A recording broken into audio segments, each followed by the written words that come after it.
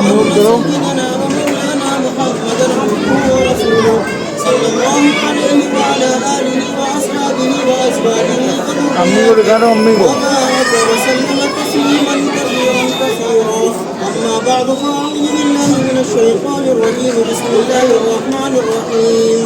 امی کو دکھایا. يا أيها الناس اتقوا ربكم الذي خلقكم من نفس واحدة وخلق منها زوجها وبث منهما رجالا كثيرا ونساء واتقوا الله الذي تساءلون به والأرحام إن الله كان عليكم رقيبا. وقال الله سبحانه وتعالى يا أيها الذين آمنوا اتقوا الله حق تقاته ولا تموتن إلا وأنتم مسلمون.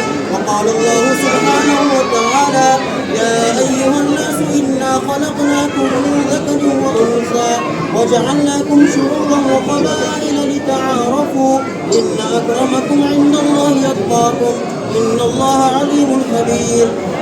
وقال النبي صلى الله تبارك وتعالى عليه وسلم النكاح من سنتي وقال فمن رغب عن سنتي فليس مني. وقال عليه الصلاة والسلام خيركم خيركم لأهلي وأنا خيركم لأهلي.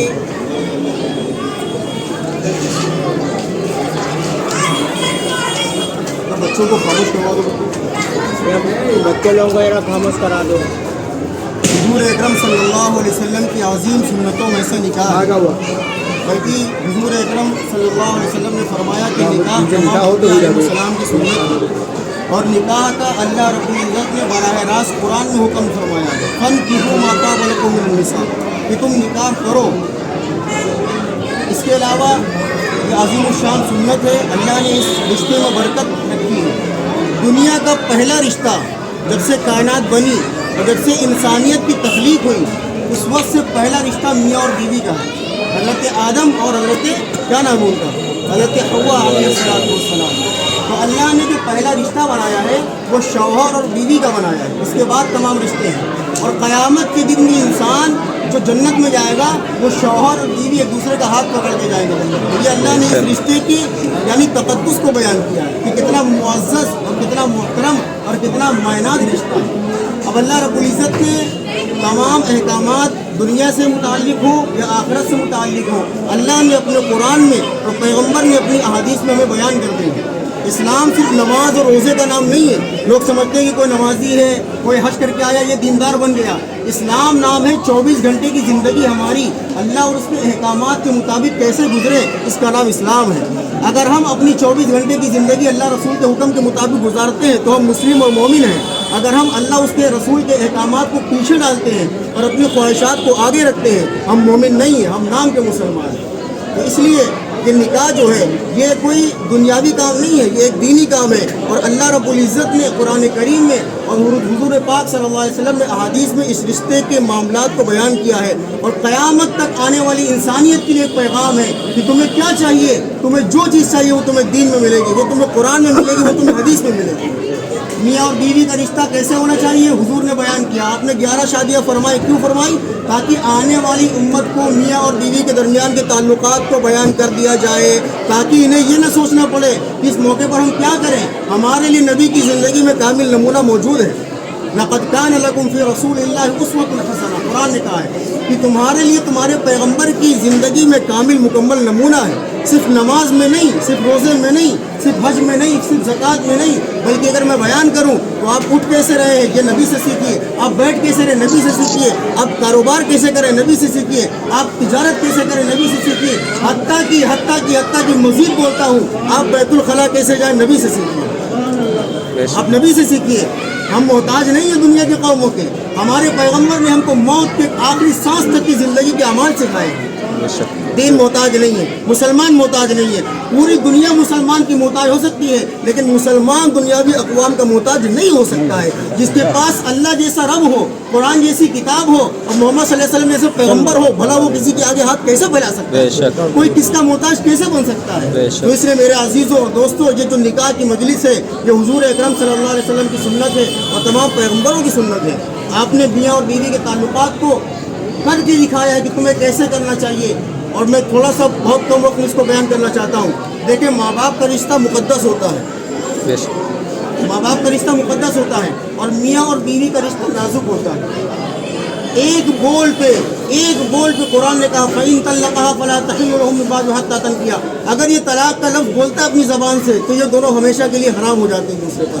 एक बोल पर रिश्ता ख़त्म हो जाता है, एक बोल पर। तो इसलिए ये रिश्ता जो है ये बड़ा नाजुक है।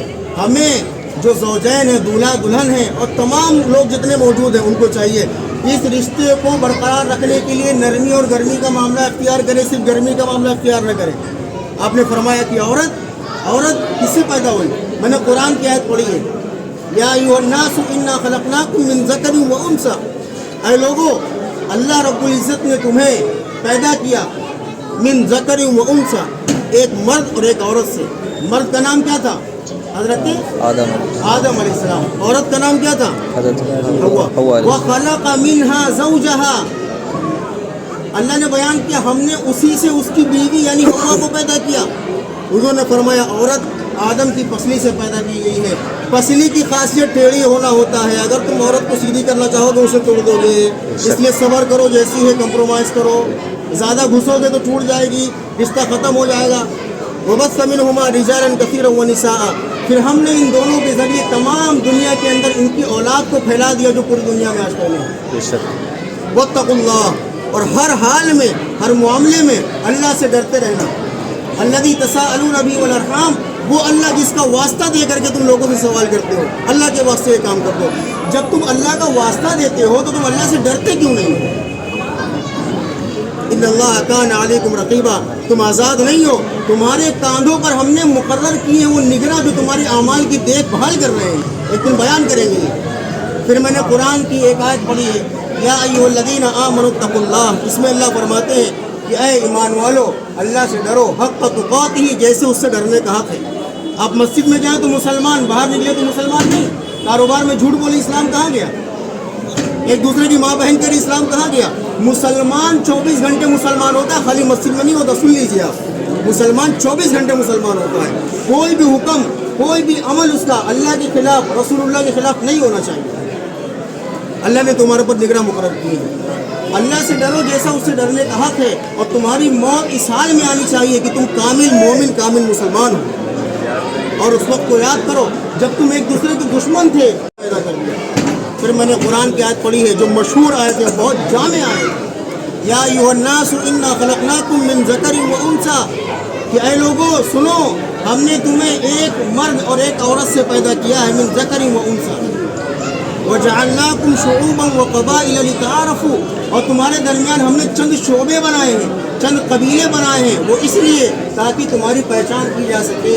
ये कबाची गली के लोग हैं, पता चल गया कबाची गली से आए हैं। ये डिप्टी पड़ाव के लोग हैं, पता चल गया डिप्टी पड़ाव से आए हैं। याद रखना, तुम्हारी ज़ात बिरादरियाँ, तुम्हारे कबीले, तुम्हारे ख़ानदान एक दूसरे से ऊंच नीच का ज़रिया नहीं बनने चाहिए। तुम नीची बिरादरी के हो, हमारे सामने नहीं बैठ सकते, नीचे बैठो। तुम ऊंची बिरादरी के हो, तुम्हारे सामने हम खड़े नहीं हो सकते, हम बैठेंगे। इस्लाम में ऊंच नीच जात पात का कोई फ़र्क नहीं है। इन्न अक्रमकुम इंदल्लाहि अत्क़ाकुम, आगे अल्लाह कहता है हाँ, इज़्ज़त में आगे वो बढ़ सकता है जिसके अंदर तक़वा ज़्यादा हो। इन्नल्लाह अलीमुल ख़बीर, अल्लाह हर चीज़ की इल्म रखता है, हर चीज़ का इल्म रखता है और ख़बर रखता है। फिर मैंने आपके सामने एक हदीस पढ़ी है कि अल्लाह के रसूल अलैहिस्सलातु वस्सलाम ने फरमाया था कि निकाह करना मेरी सुन्नत है, ये अजीम सुन्नतों में से एक है। फिर फरमाया कि जो मेरी सुन्नत से एराज़ करेगा, मुँह मोड़ेगा, पीछे भागेगा, उसका मेरे साथ कोई ताल्लुक़ नहीं, फलैसा मिन्नी, मुझसे नहीं है। फिर मैंने एक हदीस पढ़ी है आपने फरमाया था खैरुकुम खैरुकुम लिअहली, ये लोगों तुम में बेहतरीन लोग वो हैं जो अपने घर वालों के साथ और अपने बीवी बच्चों के साथ अच्छे सलूक करते हैं। बाहर आपके ताल्लुकात कितने अच्छे हैं, पूरा शहर आपको सलाम करता है, हज़रत हज़रत कहता है, घर में बीवी से बदतमीज़ी हो रही है आपकी, आप कैसे बेहतर हो सकते हैं? घर में माँ बाप से आपकी नहीं बनती, आप कैसे बाहर वालों के लिए अच्छे, घर वालों के लिए अच्छे नहीं तो क्या अच्छे हैं? अल्लाह के रसूल ने फरमाया तुम में बेहतर वो है जो घर वालों के लिए अच्छा है। अगर आपके घर में ताल्लुकात अच्छे नहीं हैं, आप तोप खा हो, आप टुर्रम खा हो, आपकी अल्लाह की नज़र में कोई हैसियत नहीं है। फिर आगे आका ने अपनी मिसाल बयान की, याद रखिए तमाम अमाल की सबसे पहले मिसाल हज़रत मोहम्मद सल्लल्लाहु अलैहि वसल्लम ने आपने करके दिखाया है। व अना खैरुकुम लिअहली, और तुम में सबसे ज़्यादा अपने घर वालों के साथ मैं अच्छा सलूक करता हूँ। تو یہ زندگی ہے کہ میاں بیوی کا رشتہ محبت کے ساتھ الفت کے ساتھ قائم رہنا چاہیے. اگر کبھی غصے گرمی کی بات آئے تو نرمی کے ساتھ ٹھنڈے دل سے فیصلہ کرنا چاہیے. جب ایک دوسرے کی بات کو سمجھیں گے اور ایک دوسرے کی ذات کو سمجھیں گے تو رشتوں میں محبت اور الفت پیدا ہوگی. اگر ہر انسان یہ کہے گا کہ میں کیوں نیچا ہوں تو یاد رکھیے دنیا میں فساد پیدا ہوگا. دنیا میں فساد پیدا ہوگا. ہر جگہ سر اونچا نہیں کیا جاتا, کبھی کبھی نیچا بھی کیا جاتا ہے. تو میاں بیوی کو اللہ نے سکھایا ہے کہ اگر تمہارے درمیان جھگڑا لڑائی ہوتی ہے تم صبر کرو, تم اللہ سے مغفرت طلب کرو, اللہ تمہارے گناہوں کو معاف کر دے گا. یہ اللہ رب العزت نے حکم کیا ہے قرآن کے اندر. تو امید ہے دولہا اور دلہن تمام حاضرین مجلس زوجین کے خاندان والے سب کے سب ان تمام باتوں پر عمل کریں گے. اللہ تعالیٰ ہم سب کو کہنے سننے سے زیادہ عمل کی توفیق دے.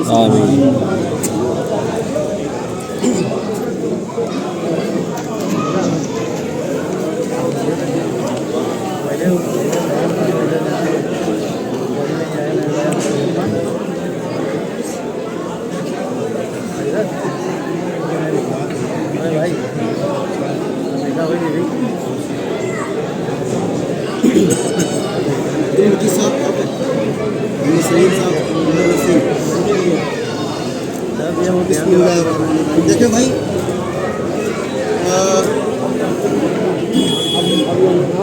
وسیم صاحب کہاں ہیں؟ جی ہاں. آپ کہاں ہیں؟ لڑکی نے نکاح کی اجازت دی, قبول ہے کہا, آپ نے سن لیا تھا نا, آپ نے سن لیا تھا لڑکی کی اجازت کی سنا. میں مفتی معراج احمد مرزا آپ کا نکاح پڑھانے جا رہا ہوں. جو ہم کہیں گے دھیان سے سنیے گا اور اس کے اوپر آپ کو قبول ہے کہنا ہے. آپ کے نکاح کے قاضی ہیں مفتی معراج احمد مرزا, آپ کے نکاح کے وکیل ہیں عبد المجید صاحب, آپ کے نکاح کے گواہ اول محمد سلیم صاحب, گواہ دو محمد وسیم صاحب. ان کا بسم اللہ الرحمن الرحیم, والصلاة والسلام علی رسول اللہ, اشہد ان لا الہ الا اللہ واشہد ان محمدا عبدہ ورسولہ. جن گواہوں کے میں نے نام بتائے ہیں ان دونوں گواہوں کی موجودگی میں میں آپ کا نکاح مولانا سعید جو کہ سعید صاحب کی بیٹی ہے ان کے ساتھ بعوض مہر 9 گرام سونا, قیمت تقریباً 51,000 روپئے جو کہ میرے معجل علاوہ نہ نفے کی, میں نے ان کے ساتھ آپ کا نکاح کیا. کیا آپ نے یہ نکاح قبول کیا؟ ایک بار اور سن لو دھیان سے. میں نے آپ کا نکاح, آپ کا نام محمد راشد ہے وہ رشد ہے, میں نے آپ کا نکاح سعید صاحب کی بیٹی مولانا سعید کے ساتھ بعوض مہر 9 گرام سونا میرے معجل علاوہ نام نفے کا کیا. کیا آپ نے نکاح قبول کیا؟ کیا آپ نے رومانہ کو اپنے نکاح میں قبول کیا؟ الحمدللہ.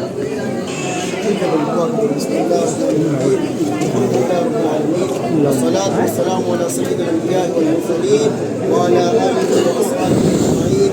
ربنا آتنا في الدنيا حسنة وقنا عذاب النار.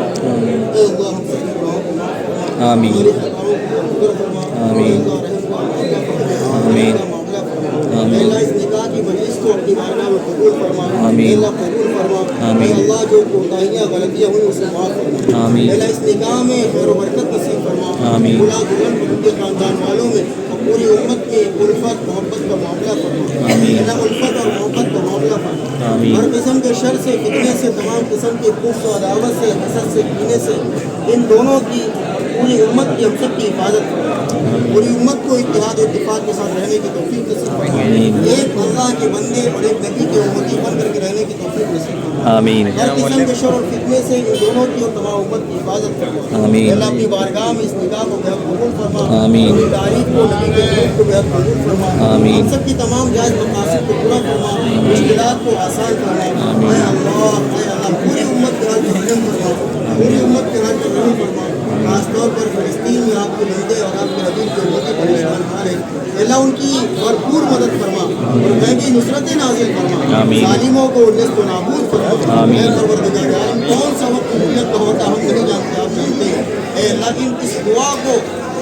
اس دعا کو صہیونی کے خلاف اور فلسطینیوں کی حمایت کو قبول فرما آمین۔ انہیں میں بھی نصرت نصیب فرما آمین۔ اللہ انہیں فتح یابی نصیب فرما آمین۔ ظالموں کو شکست دے کر ذلیل و خوار فرما آمین۔ اللہ دنیا میں بھی انہیں ذلت نصیب فرما آمین۔ آخرت میں ذلت نصیب فرما آمین۔ اے پروردگار عالم ہمیں اپنے نبی کے طریقے پر چلنے کی توفیق نصیب فرما آمین۔ نمازوں کی روزوں کی اور تمام احکامات الہی کی توفیق نصیب فرما تمام احکامات کو پورا کرنے والا بنا اے پروردگار عالم ہماری آپس کی رنجشوں کو ختم فرما آمین۔ اے اللہ بغض و اناد کو ختم فرما آمین۔ اے اللہ نفرتوں کو ختم فرما آمین۔ پوری امت کو بھائی بھائی بن کر کے رہنے کی توفیق نصیب فرما آمین۔ ہماری دعاؤں کو اپنے فضل سے اور اپنے پیارے حبیب کے قبول فرما آمین۔ صلی اللہ تعالی علی محمد محمد وصحبہ اجمعین رحمتک یا ارحم الراحمین۔ بھائی آپ لوگ